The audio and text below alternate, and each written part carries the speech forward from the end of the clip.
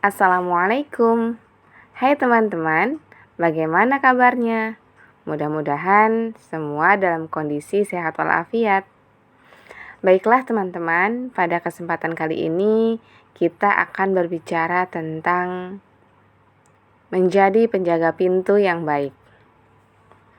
William Morris, penulis dan perancang asal Inggris, pernah menulis sesuatu yang menjadi kutipan favorit saya, yaitu janganlah memiliki barang yang tidak kita ketahui gunanya atau tidak kita yakini keindahannya.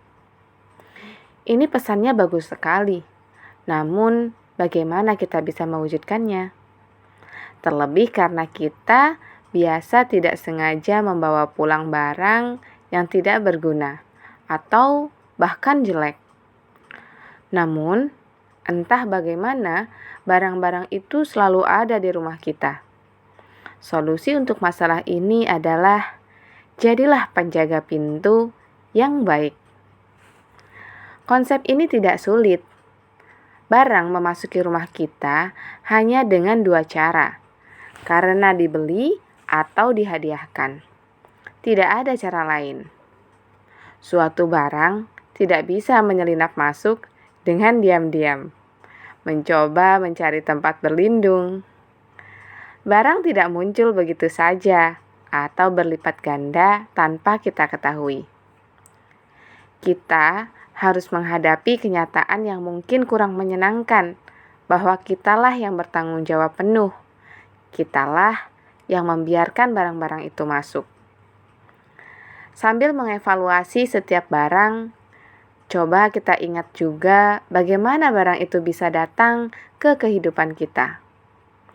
Apakah kita memang mencari, membayar, dan membawanya pulang dengan bersemangat? Apakah barang itu mengikuti kita dari tempat seminar atau tempat wisata? Ataukah barang itu masuk diam-diam, dibungkus oleh kertas warna-warni dan pita cantik? Rumah kita adalah istana kita, dan kita bersedia menghabiskan banyak sekali hal untuk mempertahankannya. Kita semprotkan obat anti rayap dan serangga, menggunakan penyaring udara untuk menghindari polusi, dan memasang sistem keamanan untuk melindungi rumah dari orang-orang asing. Kira-kira ada yang kurang tidak? Ya, penghadang barang-barang untuk menjaga rumah kita tetap rapi.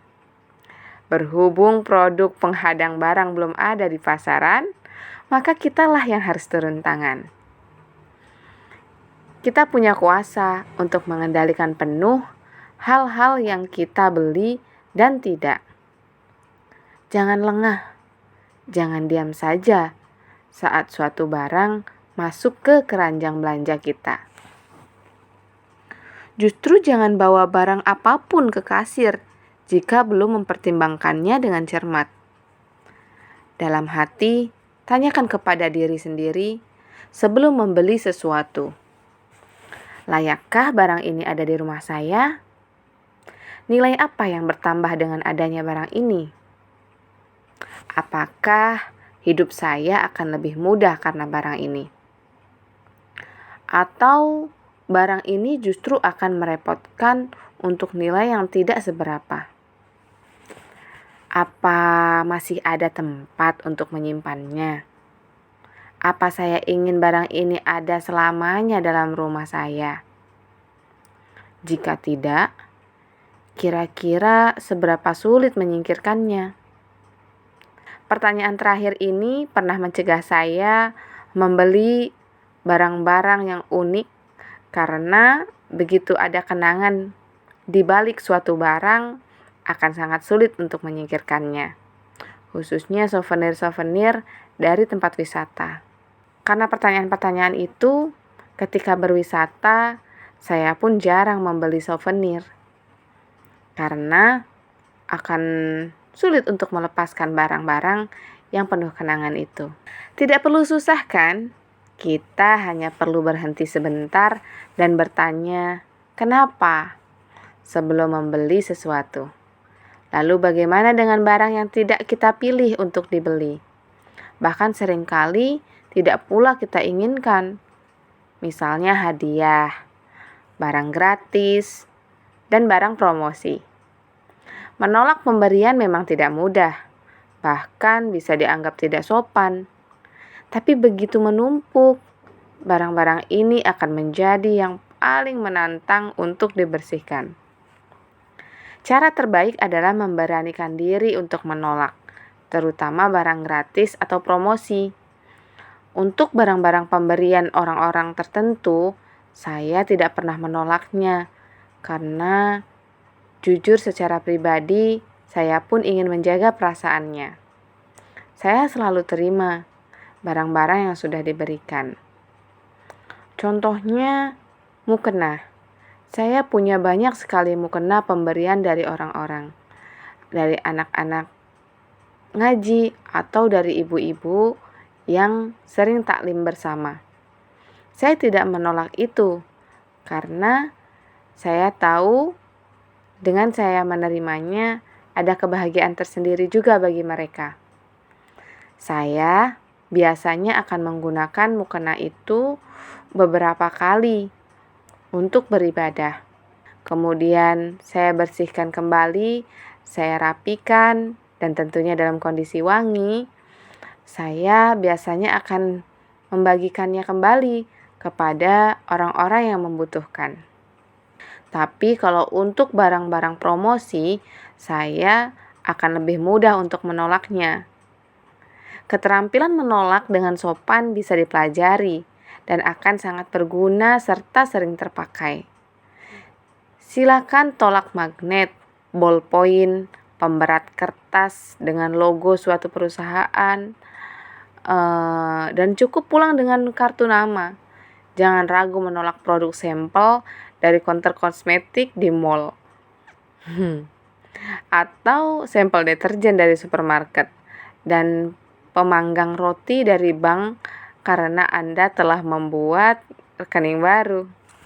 Kita juga tidak perlu mengambil setiap botol lotion dan sampo di hotel. Ayo, siapa yang masih suka koleksi shampoo-shampoo hotel? Saya dulu melakukan itu. Kecuali kita benar-benar berencana menggunakannya. Jangan biarkan barang-barang kecil itu bertumpuk memenuhi rak dan lemari di rumah. Ambillah botol-botol shampoo itu, tapi tujuannya adalah untuk menghabiskan shampoo-nya. Setelah habis, tentu tak perlu menyimpan botol-botol kecil itu.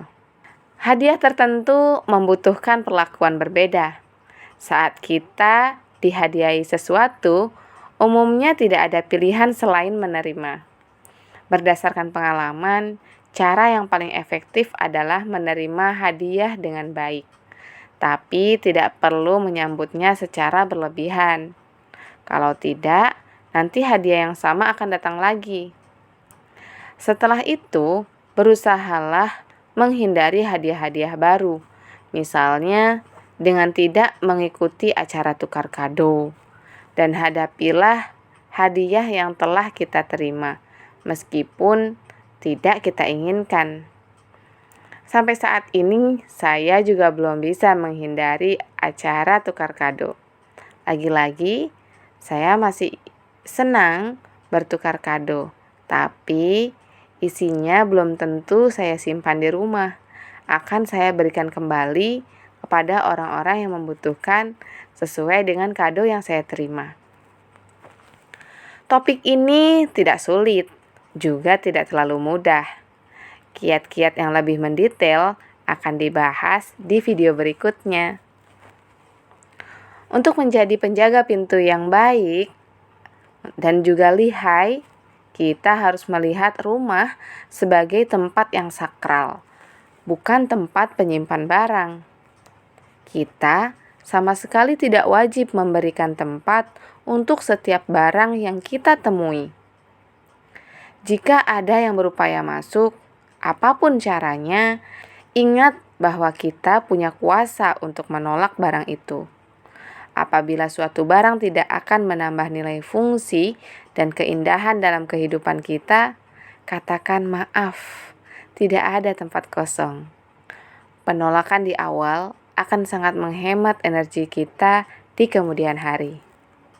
Baiklah, tiba sudah kita di penghujung video ini. Saya ucapkan terima kasih banyak kepada teman-teman sekalian. Semoga bermanfaat. Jangan lupa like, share, dan juga subscribe. Wassalamualaikum warahmatullahi wabarakatuh.